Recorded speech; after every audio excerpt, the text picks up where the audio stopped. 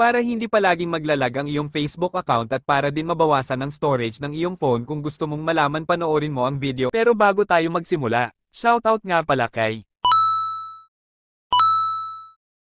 open ang Facebook app.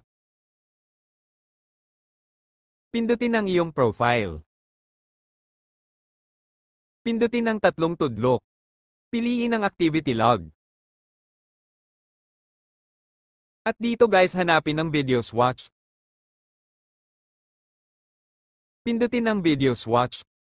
At dito guys dito mo makikita lahat ng mga video dati at hanggang ngayon na pinanood mo dati pindutin ang tatlong tudlok tapos delete. Pwede nyo rin i-delete lahat kung gusto ninyo pindutin ang clear video watched history.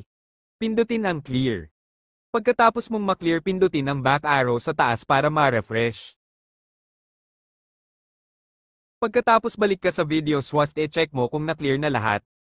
Okay na guys na-clear na lahat ang mga videos na pinapanood mo. Kung nanonood ka ngayon paki-comment naman kung taga saang lugar ka para malaman ko kung saan umabot ang video na ito at para ma-shoutout kita sa next video. Kung nagustuhan mo ang video tutorial na ito huwag kalimutan mag-like at follow. Thanks for watching.